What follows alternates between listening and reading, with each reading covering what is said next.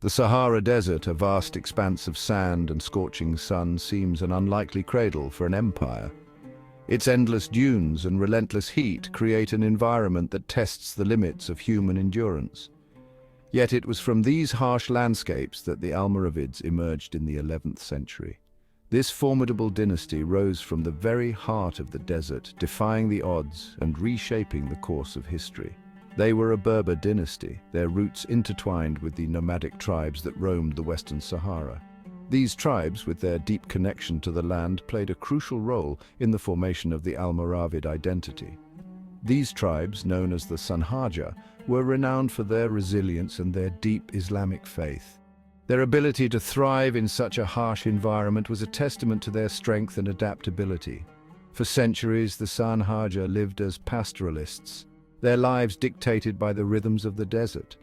They moved with the seasons, following the scarce water sources and grazing lands that sustained their herds.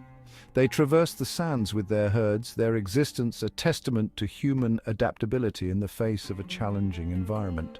Their knowledge of the desert was unparalleled, allowing them to navigate its vast expanses with ease. Their adherence to Islam provided a spiritual anchor, a sense of unity amidst the vastness of their surroundings. The teachings of Islam offered them guidance and a moral framework that bound the community together. However, beneath the surface of their nomadic existence, a desire for knowledge and spiritual enlightenment simmered. This quest for deeper understanding and connection with their faith was a driving force in their lives. This yearning found its focus in Yahya ibn Ibrahim, a Sanhaja chieftain of the Berber Gudala tribe, whose territories extended over Mauritania, who embarked on a pilgrimage to Mecca. His journey was not just a physical one, but a spiritual quest that would have far-reaching consequences. Yahya's journey proved to be a turning point, not only for himself, but for the destiny of the Sanhaja people. The pilgrimage opened his eyes to new ideas and possibilities, planting the seeds of transformation. His encounter with a renowned Islamic scholar would ignite a flame that would transform the Sanhaja from desert nomads into the architects of an empire. This meeting was the catalyst for a movement that would change the course of history, leading to the rise of the Almoravid dynasty and their lasting impact on the region. Yahya ibn Ibrahim's pilgrimage to Mecca was a journey of profound spiritual significance. It was not just a physical journey across the vast desert, but also a quest for deeper understanding and enlightenment. It was in the holy city that he met Abdallah ibn Yasin, a scholar from Morocco who preached a strict interpretation of Islam. This meeting was not by chance, but a pivotal moment that would shape the future of the Sanhaja tribes. Ibn Yasin's teachings resonated deeply with Yahya. The scholar's words were like a beacon, illuminating a path that Yahya had long sought but never found. He saw in them a path to unify the Sanhaja tribes, who were often divided by internal conflicts. These divisions had weakened them, making them vulnerable to external threats and internal strife. Upon his return to the Sahara, Yahya invited Ibn Yasin to preach among his people. He believed that Ibn Yasin's teachings could be the key to transforming their fragmented society. Ibn Yasin's message, emphasizing Islamic unity and strict adherence to religious law, struck a chord with the Sanhaja. His words resonated with their desire for a stronger, more cohesive community. He established a ribat, a fortified monastery, which served as a center for religious instruction and military training. This ribat became a symbol of their newfound unity and strength. Within the ribat's walls, the Sanhaja tribesmen, united by faith and a shared purpose, transformed into a formidable fighting force. They trained rigorously, preparing for the challenges that lay ahead. Ibn Yasin's teachings, however, extended beyond the spiritual realm. He understood that for the Sanhaja to thrive, they needed more than just religious fervor.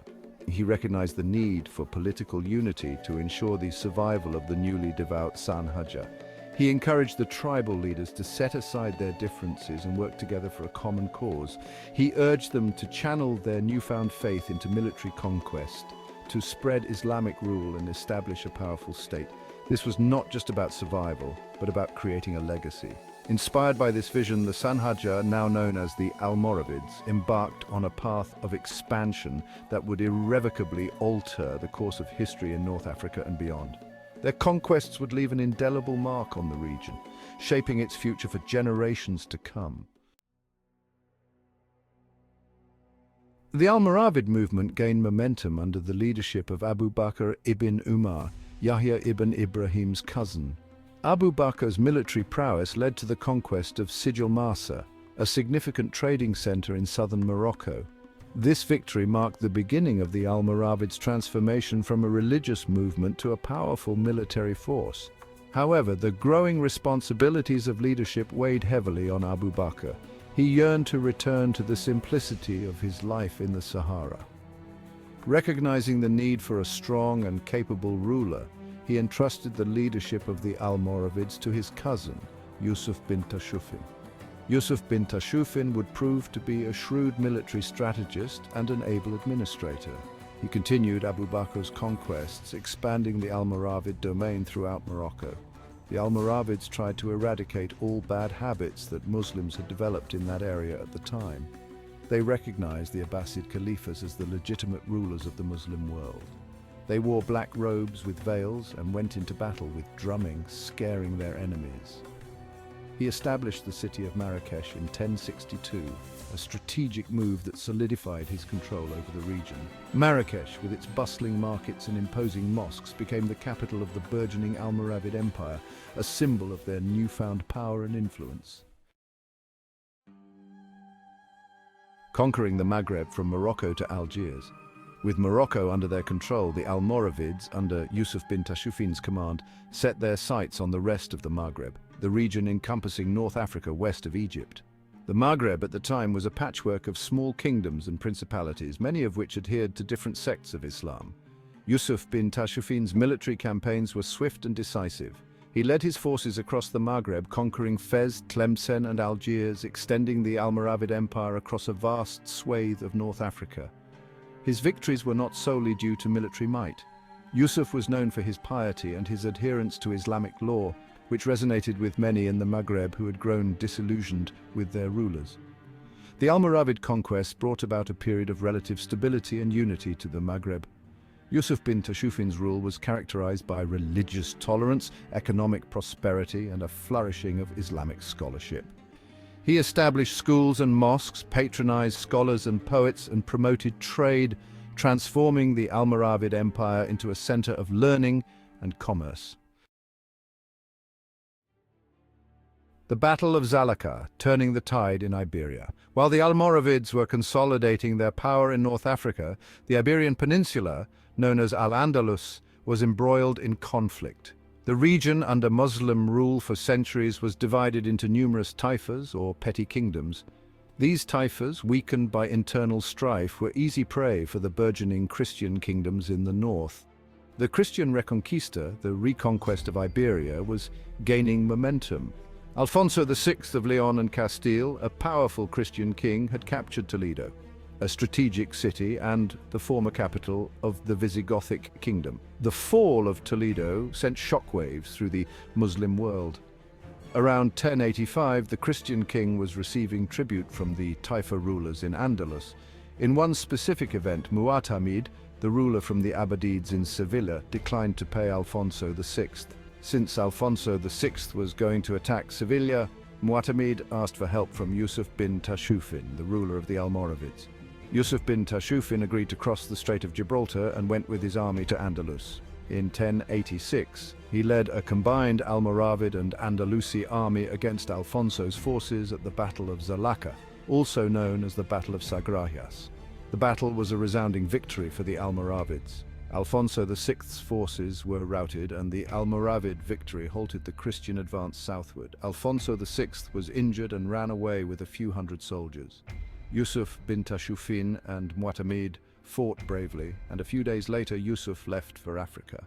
Much Muslim territory was recovered, although the recently lost city of Toledo remained in Christian hands. Unifying Andalus, a fragile peace under Almoravid rule. The victory at Zalaka had profound consequences for both the Almoravids and the fate of Al-Andalus.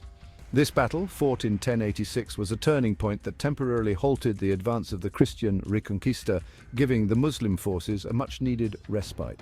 Yusuf bin Tashfin, hailed as a savior by the Muslims of Iberia, found himself drawn into the complex political web of the peninsula. His arrival was seen as a beacon of hope, a chance to restore unity and strength to the fragmented Muslim territories.